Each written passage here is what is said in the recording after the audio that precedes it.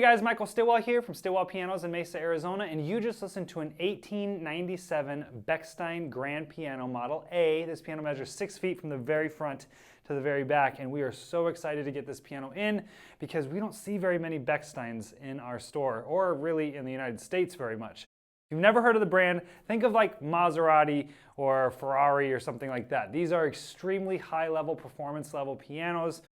We actually traded this one with a piano collector in Southern California that we work with a lot. We traded another piano for this one. He wanted a lot bigger piano, so we traded this, and I am super pumped on this trade because I think we came out ahead.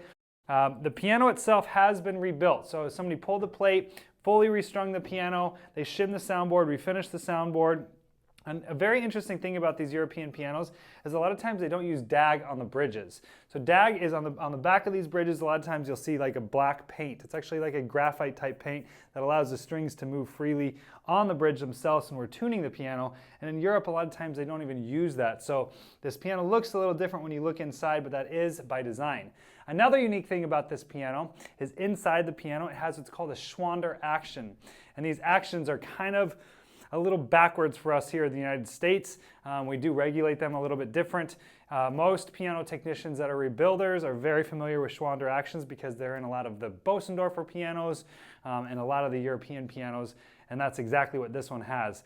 This piano has also been completely stripped and refinished in this satin black lacquer. When we got it in, we actually went through and rubbed out the entire finish again just to kind of brighten everything up and make it look really, really brand new.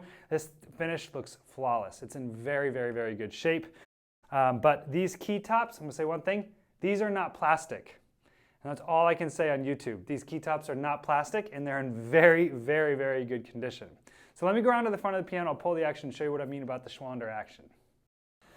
All right, so now that I got the action out, you can see that it is extremely clean inside here. Now, the one thing I mentioned earlier was the Schwander action. So a Schwander action has to do with these whippings down here. And they have a little bit of a unique way of adjusting the repetition lever spring. We have a screw right back here that looks a lot like a drop screw for us Americans and people used to a Renner action. But it's back here, and we can adjust this by basically tightening it or loosening it, and it's going to loosen or tighten that spring, which has to do a lot with aftertouch and the regulation process. So these are really, really great actions. They're just a little different than what we're normally used to. But again, we see them a lot here in our store just because we do so many rebuild pianos. These hammers do not need to be replaced, and we are choosing to keep them and trying to kind of keep them going because these look like Weikart felt to us. So if you don't know what that is, I'd highly recommend doing a YouTube search on that and learning more about what that is. But basically it was a felt recipe that they used to use in Europe before World War I and World War II, and they lost a lot of those recipes during World War II when all of these factories were shut down and a lot of the factory workers were involved in the war and what was going on in the world at that time. So a lot of these older hammers are very unique and we really, really like to keep them. Since then, Renner has actually acquired that recipe, and that's what Renner Blue Points are. But these ones are in still really good shape, so we've chosen to keep these hammers and work with them. And as you just heard, they sound amazing. So we do not want to replace these hammers, nor do they need to be replaced.